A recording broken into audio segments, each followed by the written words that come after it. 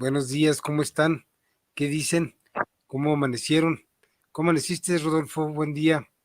Muy bien, buenos días a ti y a todo el auditorio que nos escucha y a los que nos escuchen después. Perfecto.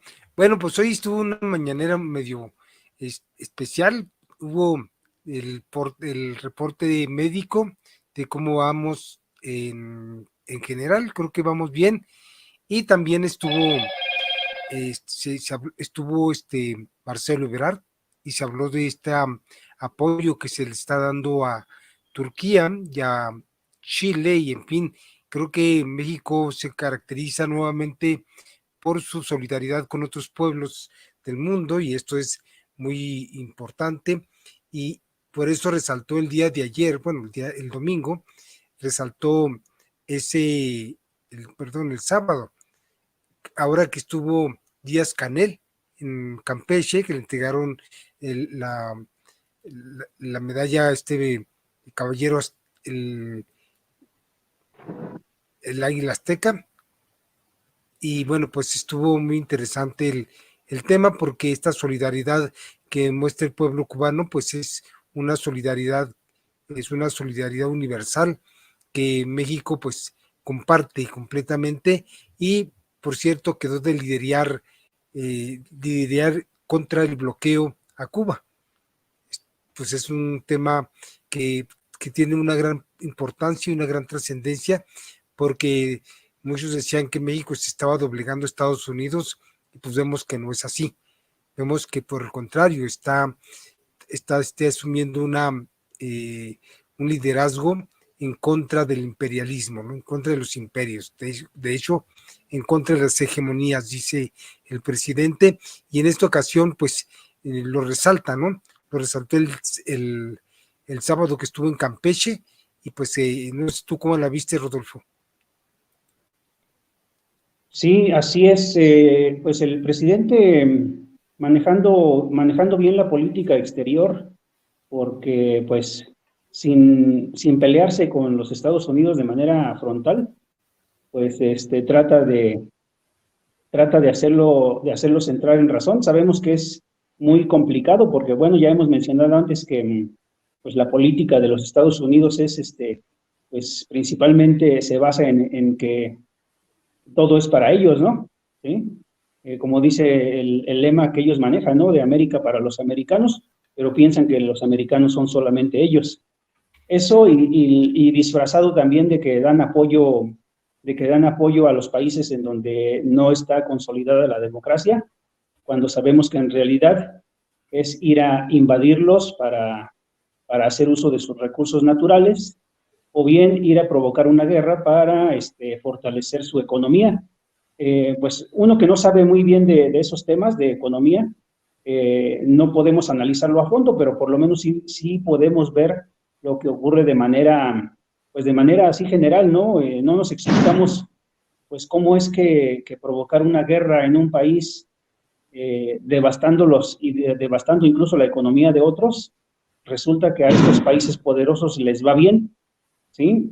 Pues se entiende más o menos, ¿no? Porque pues parte de la economía, en este caso, por ejemplo, de los Estados Unidos, pues es la cuestión de su industria armamentística, ¿no? Entonces, por ahí va el asunto, cuando no es apoderarse de recursos naturales, es para impulsar su economía. Cuando sienten que ya está en problemas la economía de Estados Unidos, se inventan una guerra y van pues hacen destrozos en algún país y son capaces de que cuando algún gobernante ya no les conviene, pues a pesar de que sea su aliado en algún momento, pues van y lo sacan del gobierno, ¿no? Como fue el caso de Noriega, como fue el caso también pues del mismo Osama Bin Laden, ¿no? Que era socio de las mismas estructuras del gobierno de Estados Unidos, ¿no? Y cuando ya no les sirven, pues simplemente los atacan, ¿no? Y los acaban. Y obviamente, pues, el gobierno de México, pues, no puede irse así frontalmente a la lucha con este país, con Estados Unidos.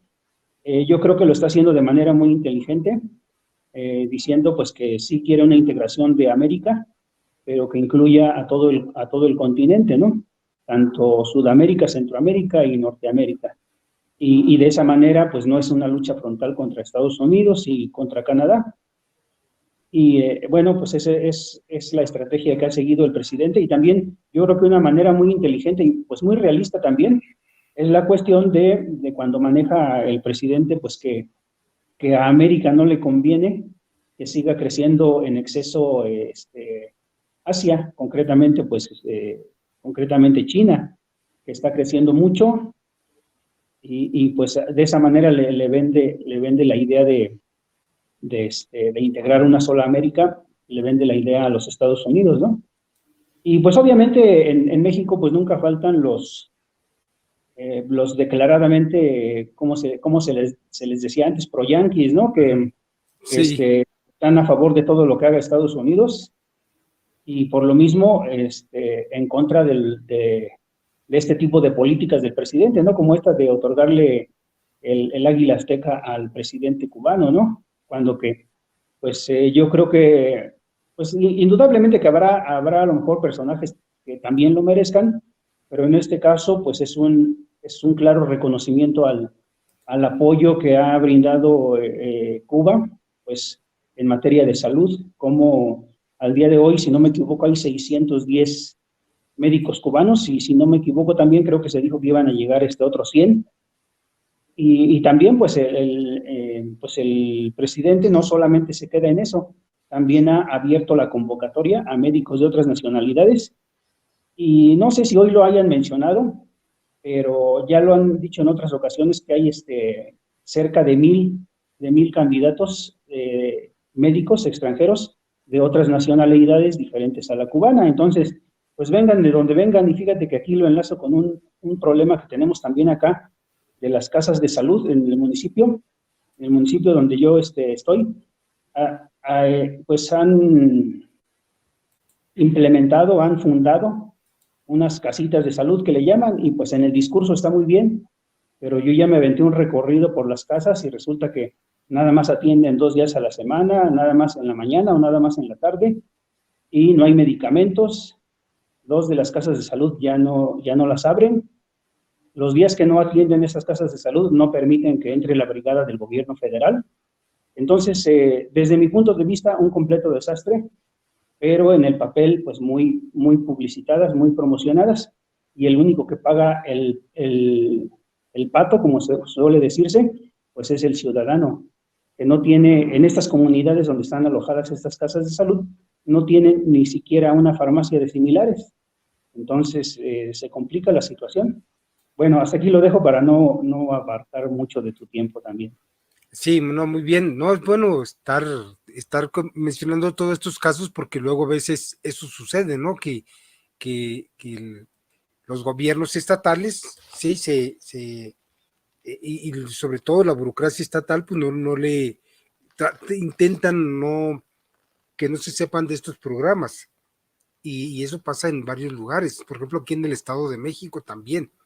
Igual, ¿no? O sea, eh, eh, tratan de desactivar, tratan de que no se note la presencia del gobierno federal.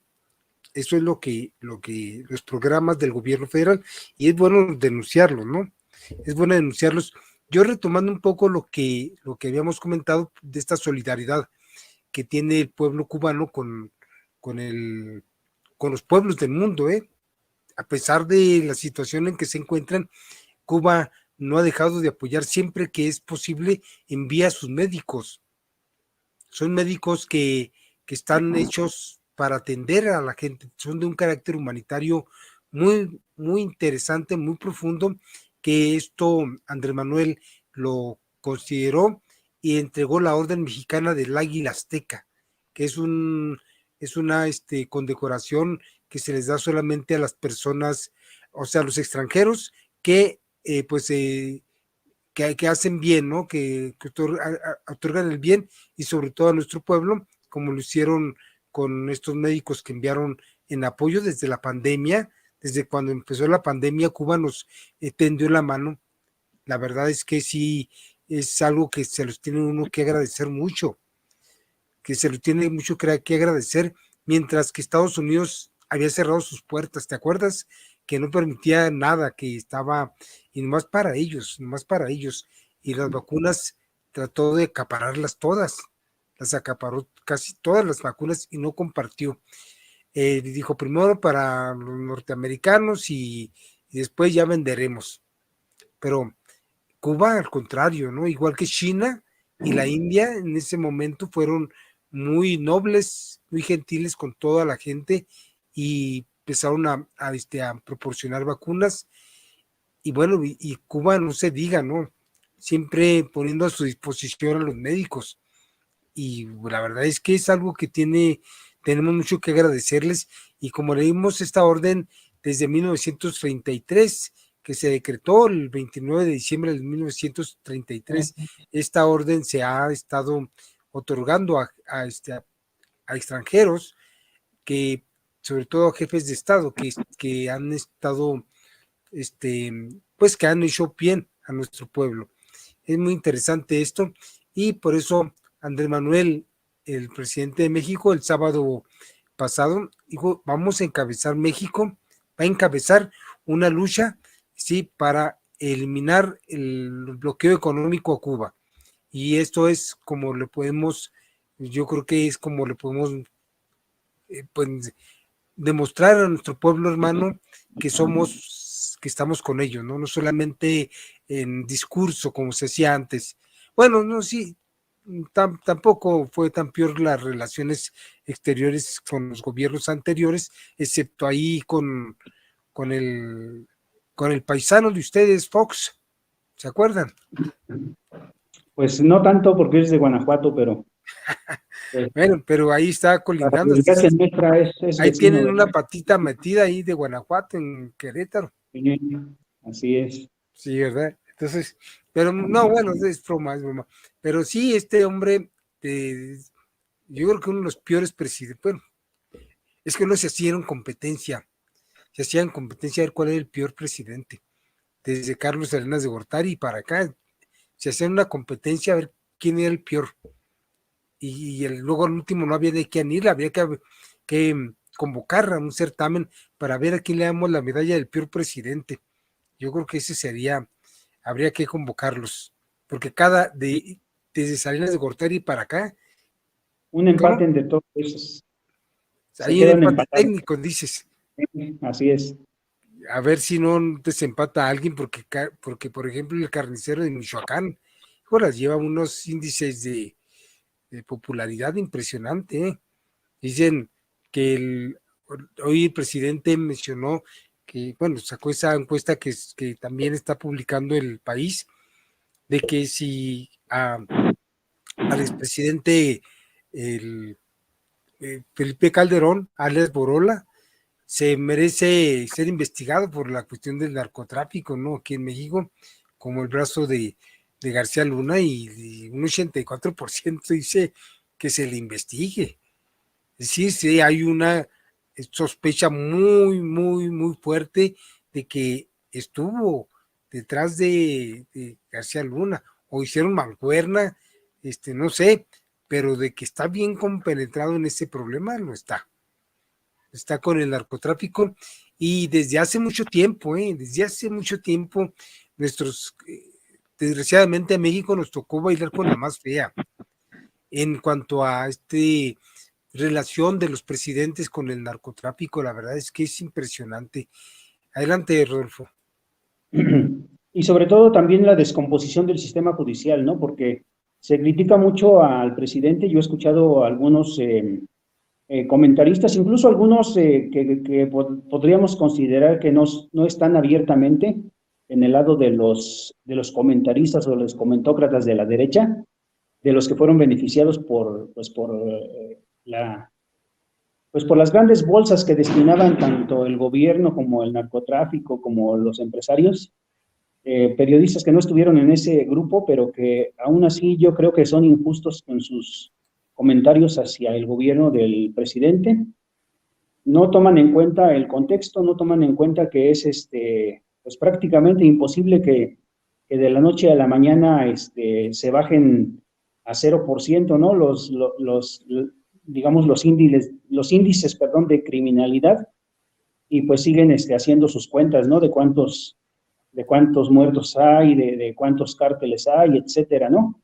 Y frecuentemente dan opiniones, pues muy ligeras acerca de la labor del presidente. Por ejemplo, lo cuestionan en el sentido de por qué no ha metido a la cárcel a Calderón, a Peña Nieto, etcétera, etcétera, ¿no?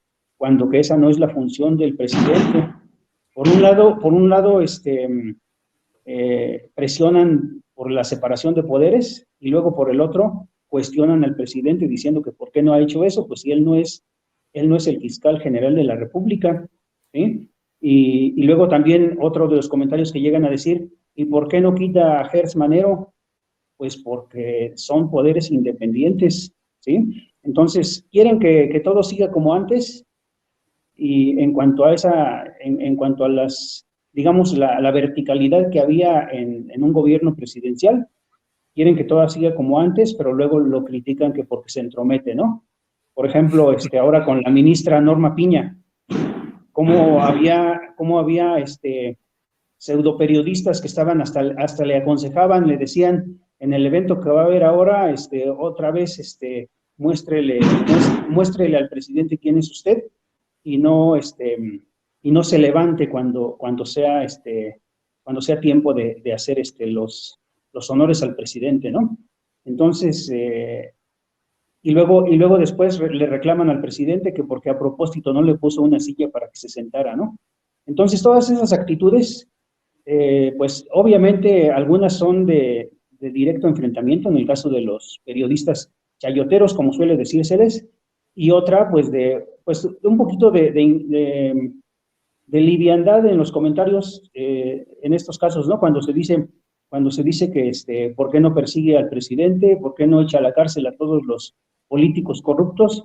Pues para empezar, porque no es un proceso sencillo, dado que el sistema judicial, así como dice el presidente, se hamburguesó, se derechizó, y pues obviamente si se entablara aquí un juicio como el que está ocurriendo con García Luna en los Estados Unidos, muy seguramente los jueces lo iban a liberar.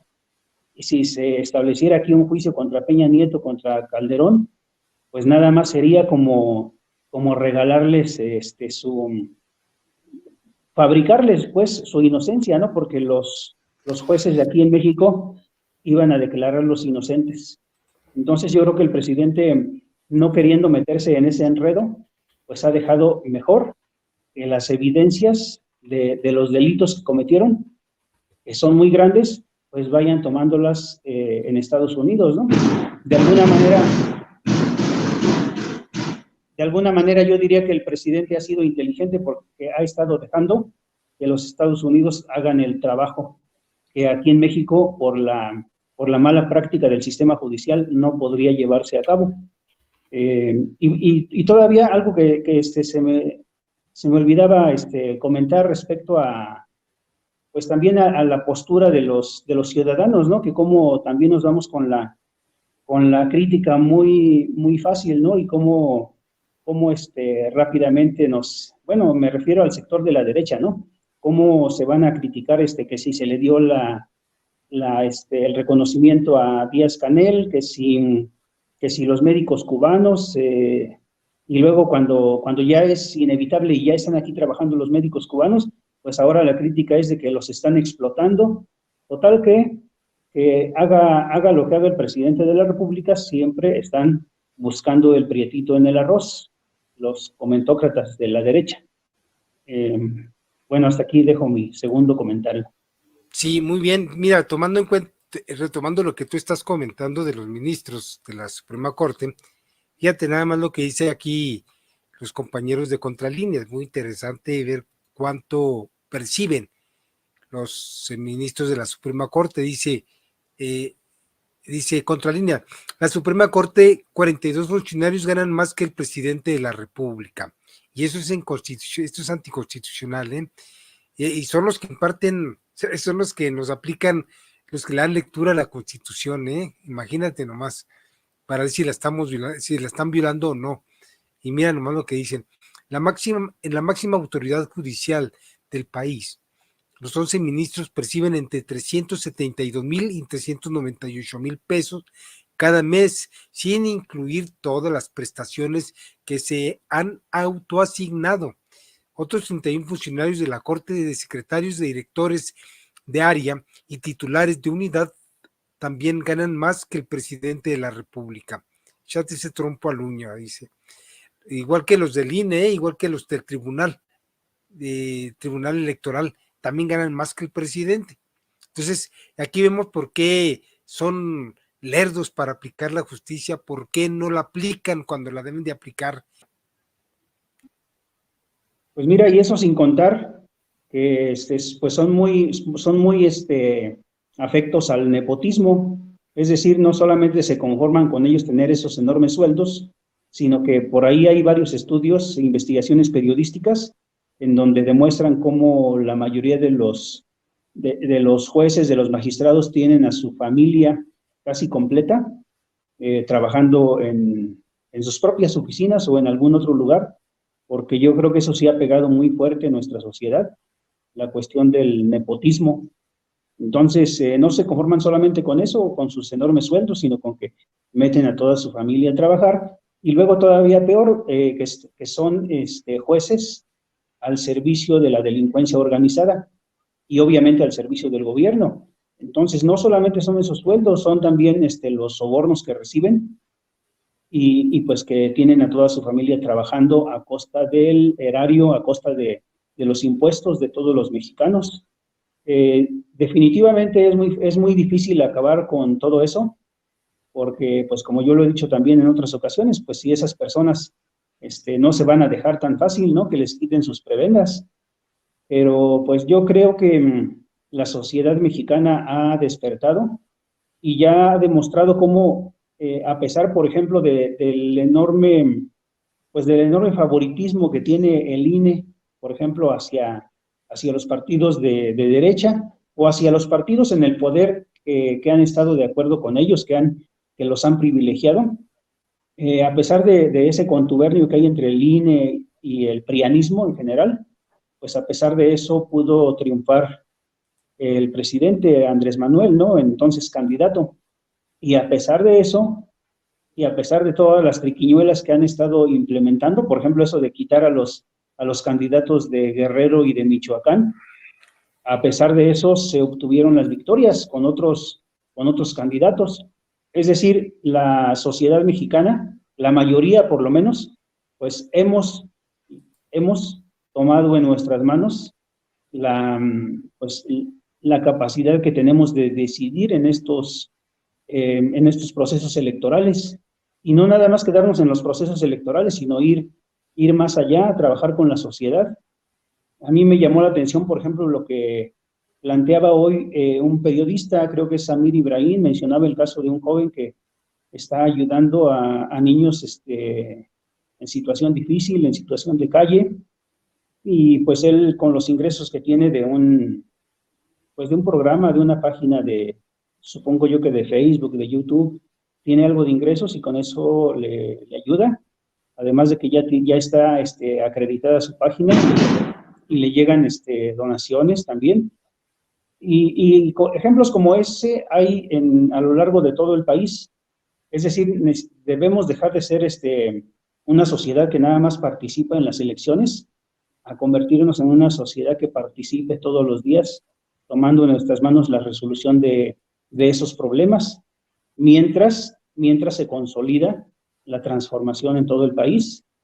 Y desafortunadamente, pues acá en Querétaro tenemos un caso difícil, porque pues se nos están viniendo para acá una gran cantidad de gente con pensamiento de derecha, y cuesta mucho trabajo, ¿no? Pero pues yo creo que así como está ocurriendo en el resto del país, más temprano que tarde ha de llegar aquí también la transformación, y si no, pues seguir trabajando desde abajo, desde el aspecto social, y pues no descuidarnos, porque pues el adversario no está manco, ¿sí?, y va a seguir defendiendo sus privilegios.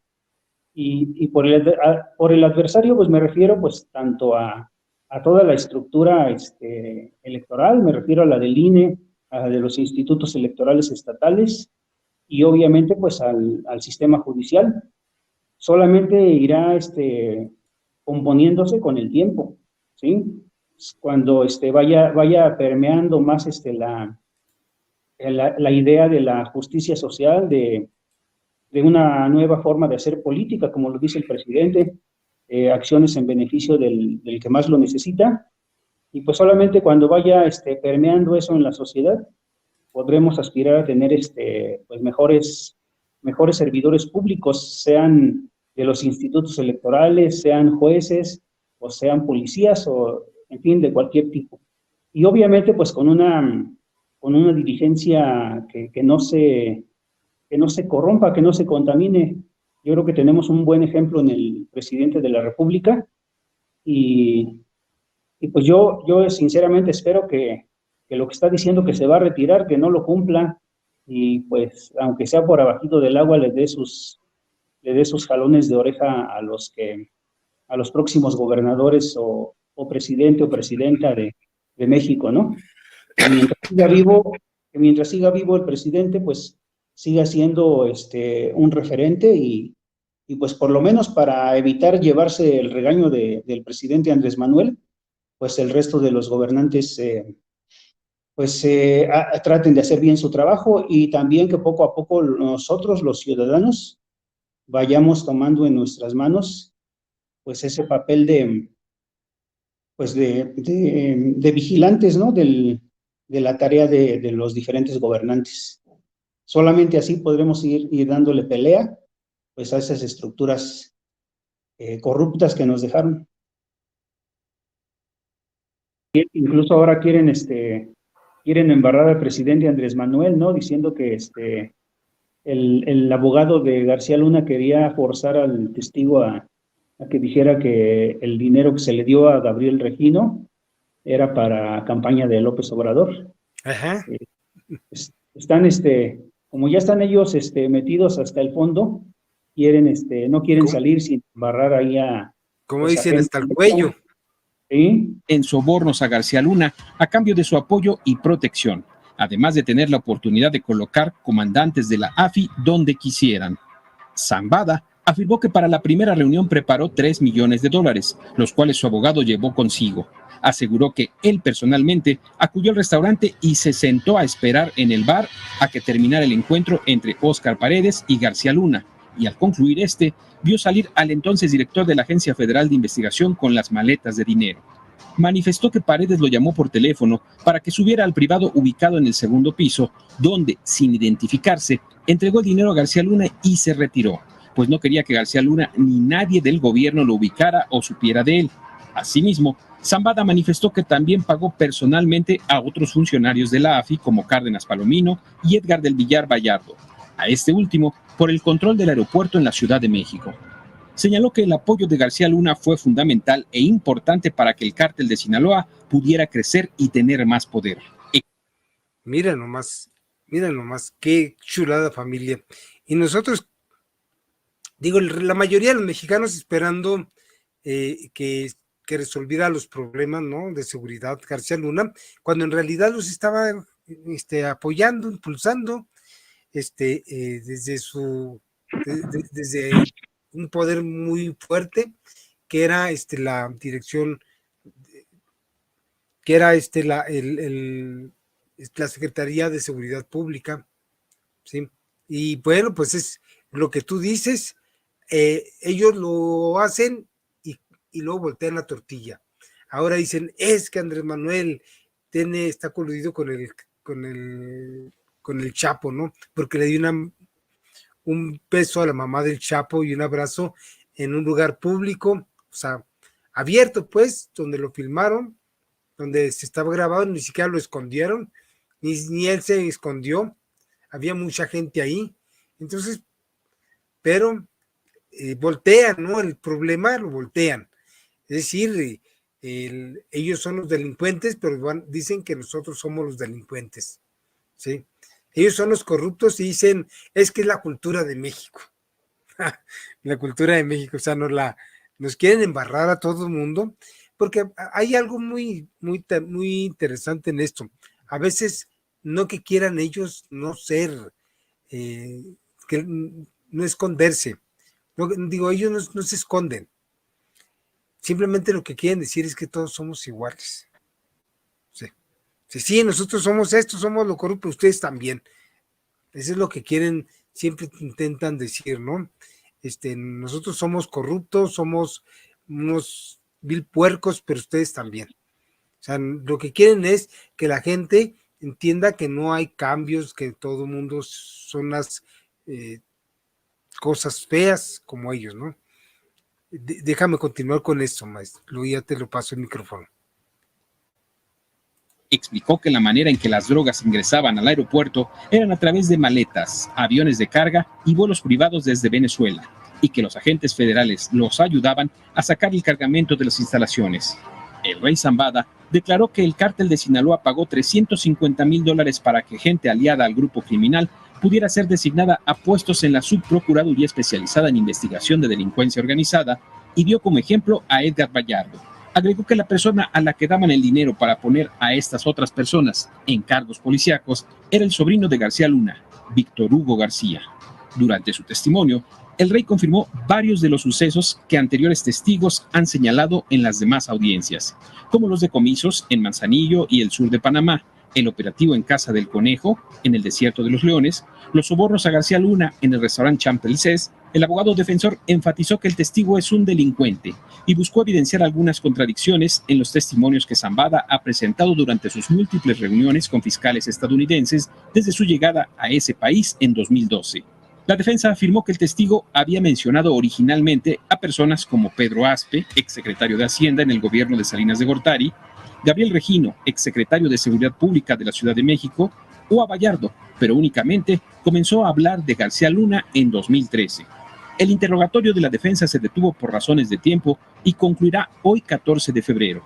La fiscalía señaló que después del rey Zambada llamará a otros 2 testigos, pero recalcó que serán testimonios muy cortos. La defensa manifestó que sí llamará a un testigo, el cual está programado también para hoy. El juez indicó su deseo de que el miércoles... Bueno, hoy es el día 14, como un regalo de San Valentín, ¿sí?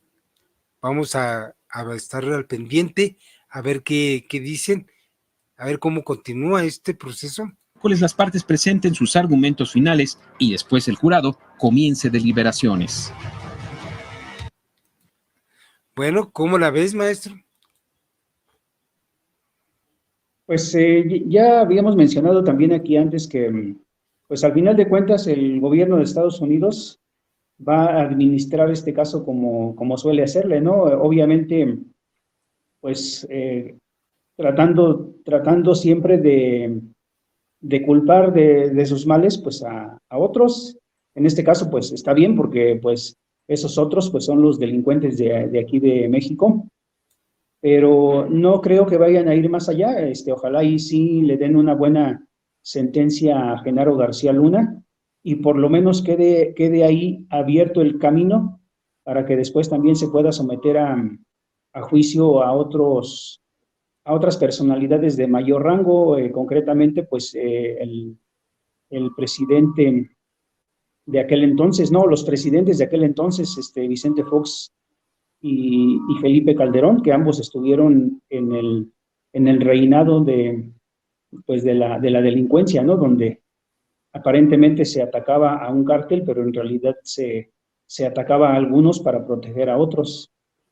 Ojalá y sí le den una sentencia pues suficientemente dura a Genaro García Luna y que más adelante, cuando haya otra coyuntura, pues se pueda enjuiciar también a Felipe Calderón, sobre todo, ¿no? Que es el ser maligno que pues vino a instaurar pues un periodo oscuro aquí en nuestro país, ¿no? Empezó con Fox, pero yo creo que pues el clímax de ese ambiente de terror fue con Felipe Calderón, y ahora pues los opositores al presidente quieren que se acabe de la noche a la mañana.